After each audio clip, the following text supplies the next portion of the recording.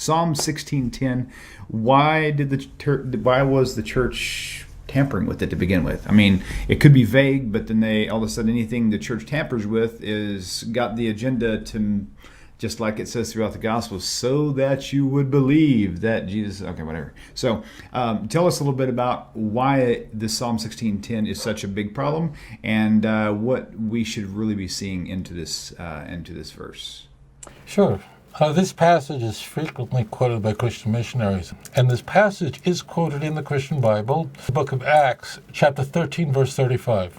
The text in Hebrew says, Ki lo sa'azev nafshi lishol, you have not abandoned my soul. This is in the book of Psalms.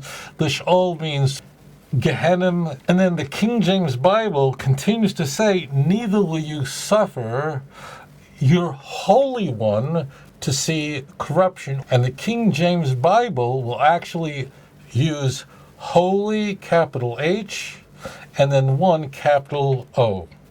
Now, this right away should get everybody going, what?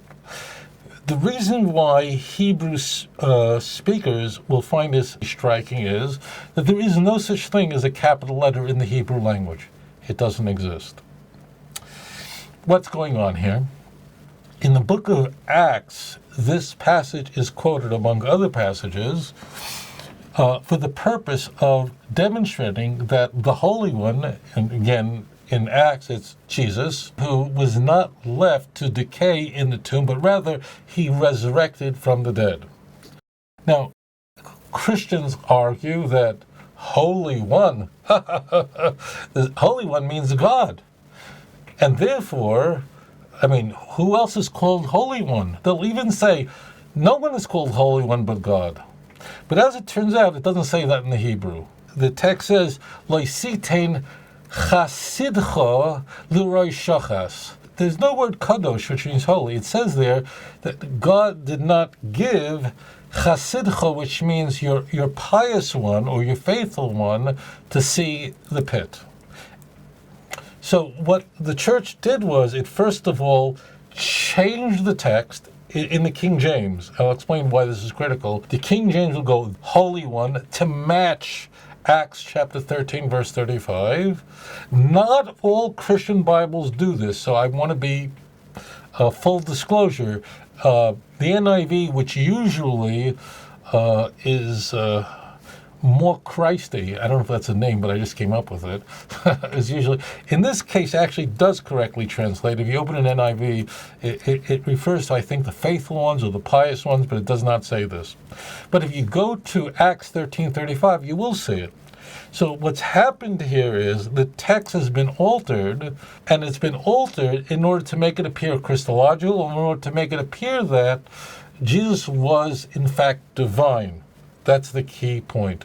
So therefore, if you open the Hebrew, you'll see right away the word kadosh, it's not there. The word chasidcha, it's like the word chassid, like you see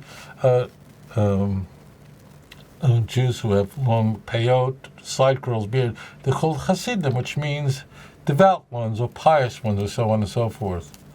This is a very interesting question because I think it has there's a much more important point that needs to be raised here.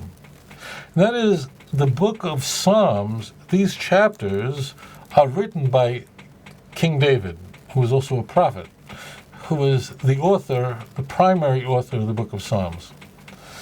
And King David is not speaking about somebody in the future.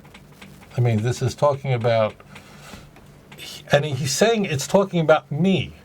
King David is saying this to get his life is, King David had many enemies. You might wonder, why would God give King David the mandate to write the book of Psalms? After all, that book could have been written by any of the prophets. Why did God select the prophet David, the King David, to write the book of Psalms? The reason David HaMelech, a blessed memory, was given this task is because there possibly was no human being in history that suffered more betrayal than David HaMelech. King David This is why he's considered so righteous. King David's father-in-law wanted to destroy him, Shaul. His friends wanted to kill him. He had a son that wanted to kill him. I mean, could you imagine that kind of betrayal of your best friend, your wife? I mean, I don't know of any person that could have go through what David endured, King David endured, and remain faithful. But David did it. And that's what these chapters are about. King David, this goes all the way through. King David HaMelech is saying that, look around me. Look around me and look at how difficult the situation is. But ultimately, I trust in you, God. And if you read it in context, David is talking about himself. David is requesting from God not to ever abandon him. If this chapter is talking about Jesus, that means Jesus is Jesus talking to himself? I mean, read Psalm 16 in context.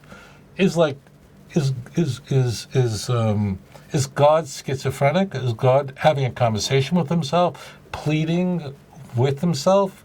I mean, do you know what we do with people who, there's a Jewish saying that it's okay to talk to yourself as long as you don't get answers.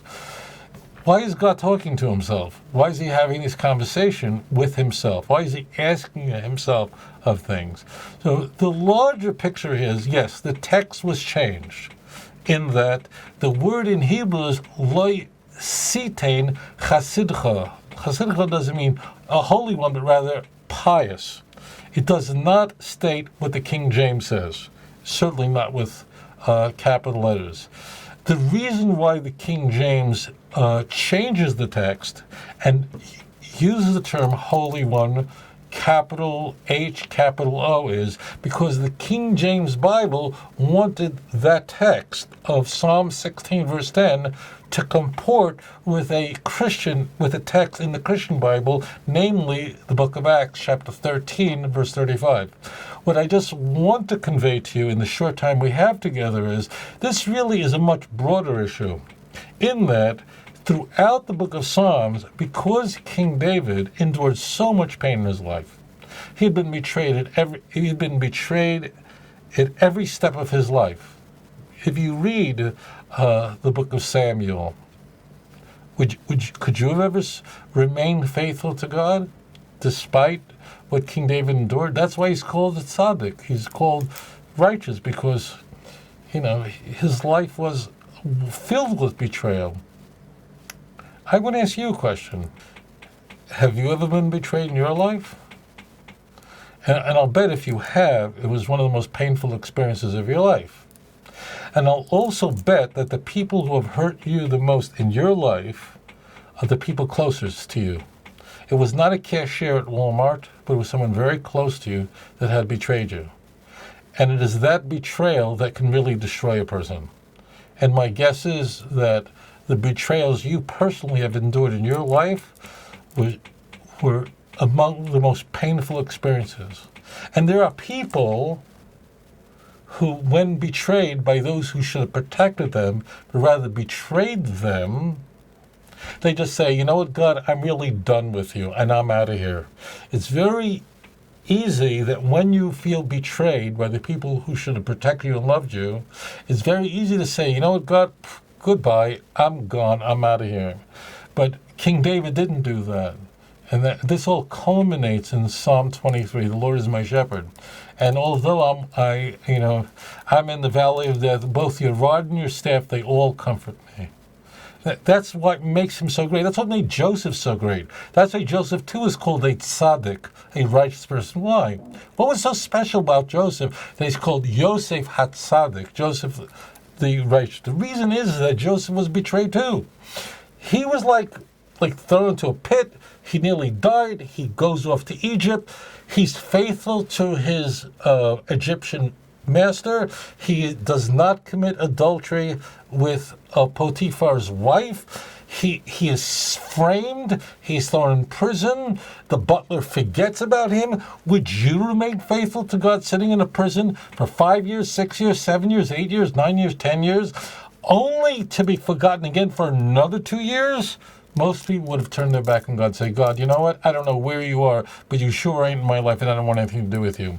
What makes these great men of God, whether it's Joseph, David, who was a tzaddik, who was a very holy man, or was Joseph, who was a very holy man, is that despite the unimaginable betrayal, I mean, if you think you've got problems in your life, you don't know what betrayal. I mean, imagine having a son that wants to kill you.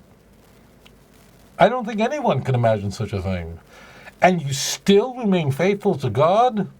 Therefore, HaKadosh Baruch Hu, the Holy One, blessed be His name forever and ever, said, David HaMelech, you, my dear prophet, you're the one who's going to write the book of Psalms. You are going to express how you were betrayed, and you still,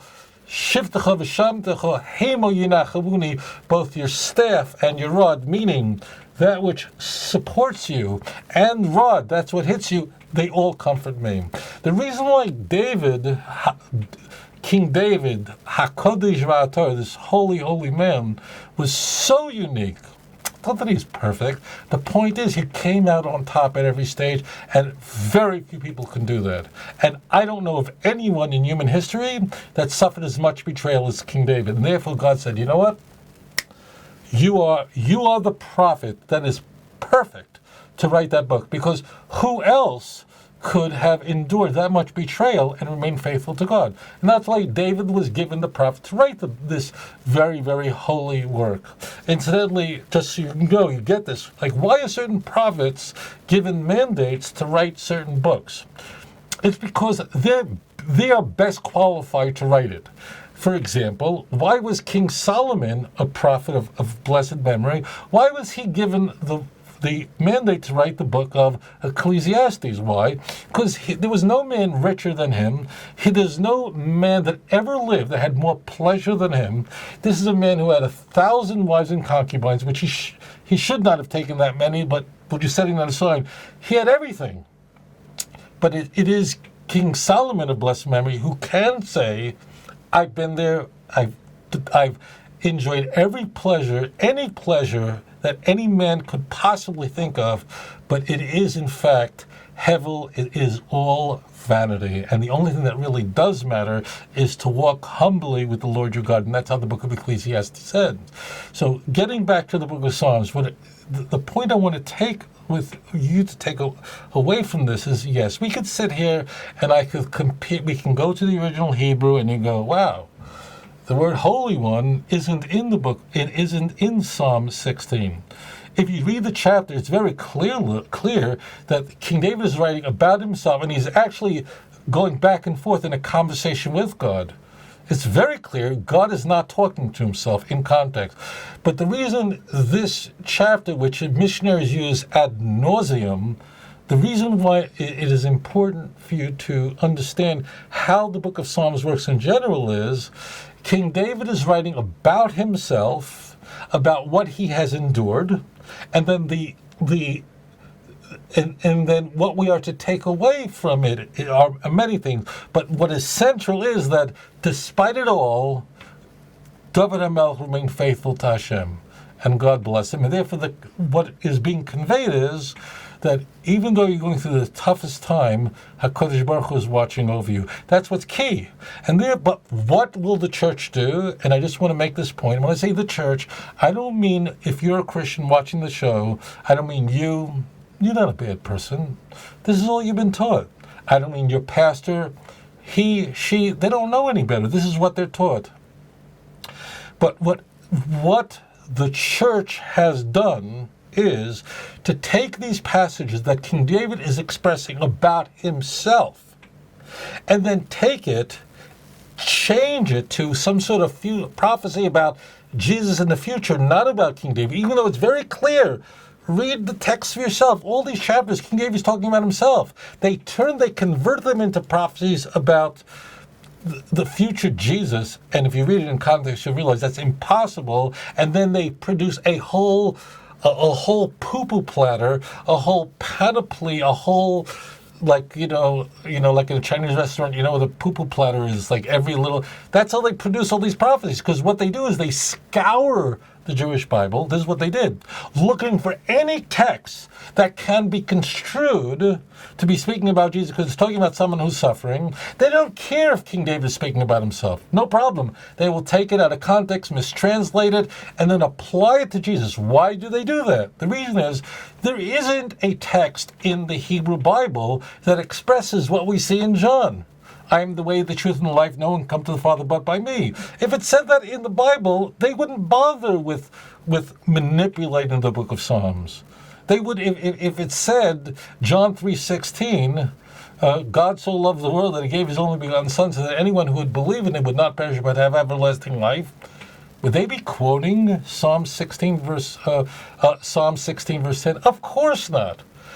The conundrum of the early church was, we have no passages from the Jewish Bible that clearly, graphically state that the Messiah is supposed to suffer and die. They don't have it. So what they needed to do was scour the Jewish scriptures, meaning 23,500 verses, trying to come up with anything that can be convoluted to be speaking about Jesus, and then say, aha, this is a prophecy about Jesus. And that's what's happened. And the reason they've done it is there is nothing there about Jesus. And that's the story about the book of Psalms. Bear that in mind. And I say to you Christians, please look it up. Please, if you're a Christian, I hope I have not offended you, because most Christians, they're good people. I'm not patronizing you. Clearly I'm not. But I beg you to please look it up for yourself. Look at the original Hebrew. Try to get yourself off of this crutch, this wheelchair of translations. It's poisonous. Use the original. Read the original Hebrew. That's what Jews do. I thank you so much for joining us right here on this show.